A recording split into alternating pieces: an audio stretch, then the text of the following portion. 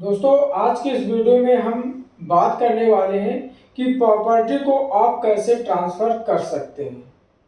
तो ट्रांसफ़र करने के 4 विकल्प हैं। तो मैं आपको चारों विकल्प पूरे डिटेल्स में बताने वाला हूँ। तो प्रॉपर्टी को खरीदते या फिर ट्रांसफ़र करते समय आपको कौन कौन सी चीज़ों की सावधानी रखनी होती है और किन चीज़ों की ज़रूरत होती है। तो प्रॉपर्टी को ट्रांसफ़र करते समय या सावधानी रखने की ज़रूरत होती है।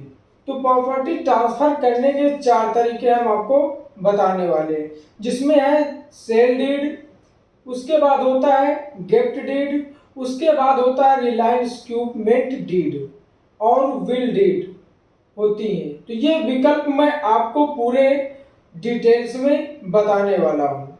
तो बताने से पहले फ्रेंड्स, मैं आपसे छोटा सा रिक्वेस्ट है कि अगर अभी तक हमारे चैनल को सब्सक्राइब नहीं किया है तो प्लीज़ सब्सक्राइब कर लीजिएगा, क्योंकि सब्सक्राइब करने के बाद आपको बेल आइकन को, घंटी को प्रेस कर देना है और प्रेस करने के बाद जो मैं अपने चैनल पे वीडियो अपलोड करेंगे तो वो आपको सबसे पहले नोटिफिकेशन मिल सकेगा। तो चलिए दोस्तों, हम वीडियो को स्टार्ट करते हैं। तो सबसे पहले हम आपको बता दें कि सबसे पहला क्या होता है सेल डीड, जिसको बोलते हैं बिक्री नामा। बिक्री नामा क्या होता है फ्रेंड्स कि जब आप अपने प्रॉपर्टी को किसी दूसरे व्यक्ति को पैसों के बदले बेचते हैं तो उसे सेल डीड या बिक्री नामा कहते हैं। यह एक एग्रीमेंट होता है जिसमें प्रॉपर्टी ट्रांसफर की कुछ कंडीशन लिखी होती है। तो इसमें जो आपकी संपत्ति के विक्रय के लिए, जो आपने संपत्ति जो विक्रय के लिए दो पक्षों के बीच में जो तय हुई शर्त कंडीशन होती है वो कॉन्ट्रैक्ट होता है। उसके हम बाद हम आपको बता दें कि इस सेल में आपको क्या की सावधानी रखनी होती है। तो सबसे पहले हम आपको बता दें कि बिक्री नामा लिखित और कानूनी होना चाहिए। और सेकेंड ऑप्शन क्या है कि बिक्री नामा बनवाते वक्त दो गवाह जिसके पास आधार कार्ड और उसके सिग्नेचर होने चाहिए। और प्रॉपर्टी का साइज और उनकी कीमत जो बिक्री नामा में लिखी होनी चाहिए। और प्रॉपर्टी किस जगह पर और किस दिशा में है, उसकी कितनी कीमत है और किस तरह से आप चुकाई है, ये सारी डिटेल्स बिक्री नामा में लिखी होती है। उसके बाद हम बात करें कि स्टाम्प ड्यूटी की, तो ये हर राज्य के हिसाब से स्टाम्प ड्यूटी अलग अलग होती है। अगर हम दिल्ली की बात करें तो यहाँ महिला के नाम से बिक्री नामा बनाए जाने पर स्टाम्प जो ड्यूटी संपूर्ण प्रॉपर्टी के 4% की कीमत होती है। इसके साथ ही आपको 4% का यानी 4% का 1% और भी देना होता है। अगर पुरुष के वहीं पर अगर आप किसी पुरुष के नाम पर बिक्री नामा बनाते हैं तो उस पर आपको 5% यानी 5% स्टैंप ड्यूटी और 1% अन्य ड्यूटी लगती है। उसके बाद हम आपको बता दें दूसरा नंबर गिफ्ट डीड होता है। गिफ्ट डीड ऑफ प्रॉपर्टी ये क्या होता है फ्रेंड्स, मैं आपको बता दूं कि कोई भी व्यक्ति अपनी इच्छा अनुसार, यानी कि जो भी व्यक्ति होगा वो अपनी इच्छा अनुसार अपनी प्रॉपर्टी को किसी व्यक्ति को दान या गिफ्ट के रूप में देता है तो उसे एक तरह के प्रॉपर्टी ट्रांसफर को गिफ्ट डीड कहा जाता है।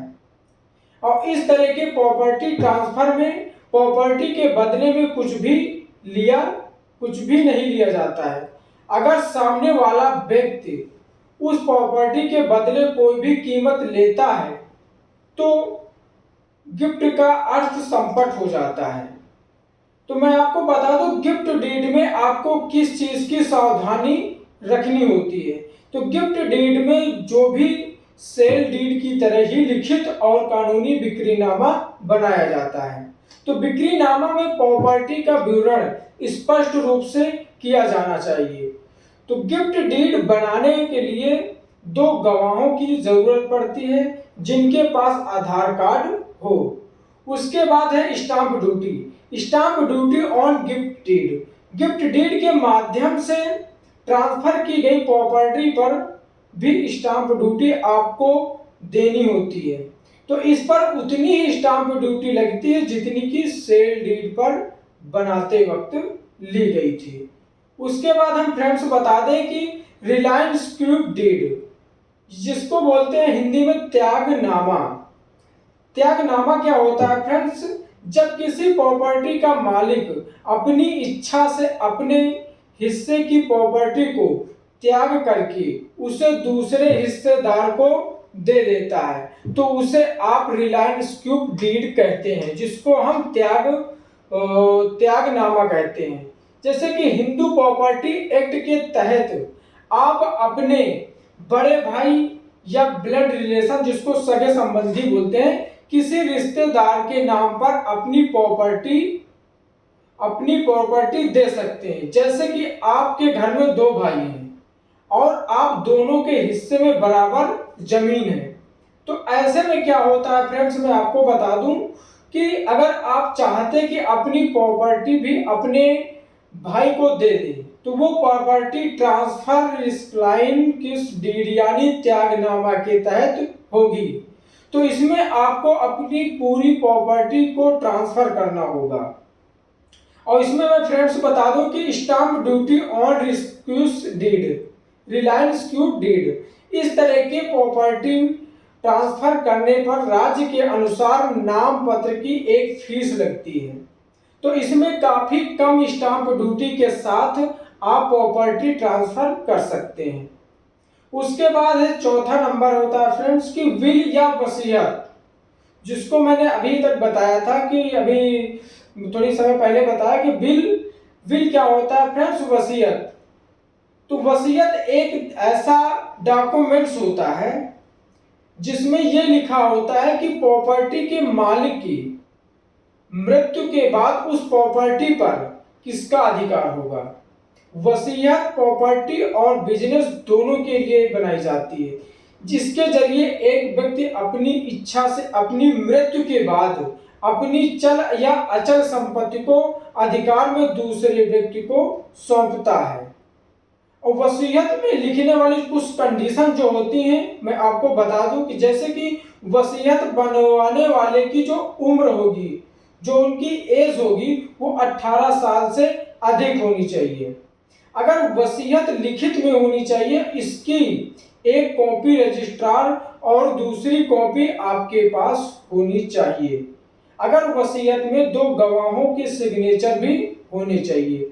और प्रॉपर्टी ट्रांसफर के ये 4 मुख्य तरीके जिनसे मैं आपको वर्तमान में किया जाता है। अगर आप प्रॉपर्टी ट्रांसफर करवाना चाहते हैं तो उसे नोटरी के माध्यम से ना करवाएं, क्योंकि इनकी मान्यता होती है लेकिन थोड़ी कम होती है। तो प्रॉपर्टी का कामकाज आपको रजिस्ट्रार ऑफिस से स्टाम्प ड्यूटी देकर ही करवाना चाहिए।